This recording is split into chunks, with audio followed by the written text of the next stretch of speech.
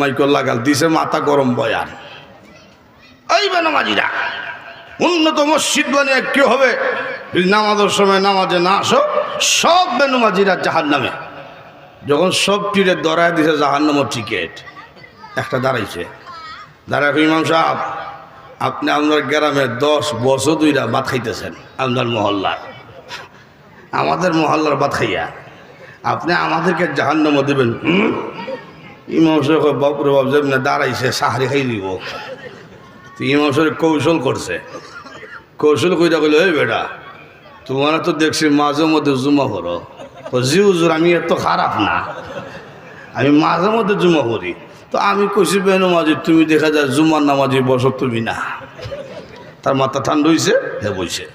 আর একটা পিছন থেকে দাঁড়াক আমি জুম্মার নামাজ পড়ি না, কিন্তু জাহান্নামে কেন কইবেন? ইমাম সাহেব কয় বেটা তুই কি তা ঈদের নামাজও ফরস না? ও জি হুজুর বছর দুইটা লাগাল হয়, এটা না করি কেমনে? আমি ঈদের নামাজ পড়ি। তো আমি কইছি বেনামাজি তুই দেখা যায় ঈদের নামাজি বহ তুই না। তার মাথা ঠান্ডা হয়েছে, হে বইছে। আর একটা দাঁড়াক আমি জুম্মার নামাজও পড়ি না, ঈদের নামাজও পড়ি না, কিন্তু জাহান্নামে কেন কইবেন? ইমাম সাহেব কয় বেটা তোর বাপ যে গত বছর মারা গেছিল তার জানাজা পড়ছিলি নি? ও জি হুজুর বাবা জানাজা পড়ছি। তাহলে দেখা যায় তুই জানাজার নামাজি। আমি কইছি বেনামাজি তুই দেখা যায় জানাজার নামাজি বহ তুই না। এই হলো আমরা আমলের অবস্থা, কথা কোন ঠিক কিনা? এটি হলো দুর্বল ইমানদার।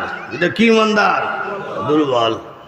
2 নম্বর হইল তার সিরত সুরত দেখলে চিনবেন না এটা মুসলমান না ও মুসলমান, এরকম আছে না নাই? জিজ্ঞেস করলেন তোর নাম কি? কয় রতন। তো ভাই আসেনি? জি। নাম কি দা? কয় সফল। তো বোন আসেনি? কয় জি। নাম কি? কয় প্রিয়াঙ্কা।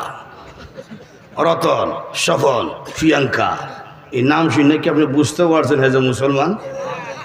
তাকাইলেন পোশাকের দিকে। এখন দেখা যায় এমন পোশাক পরছে আঁটুর নিচে সিরা। 2-3 বছর আগে যখন দেখছিলাম সিরা তো ভাবছি মনে কুত্তা কামড় দিছে। পরে শুনি না এটা নাকি ফ্যাশন। তো এখন যদি সিরা হইরা কয় ফ্যাশন, কোন দিন তো ফ্যান্টোর চেইন করলা কইব ফ্যাশন।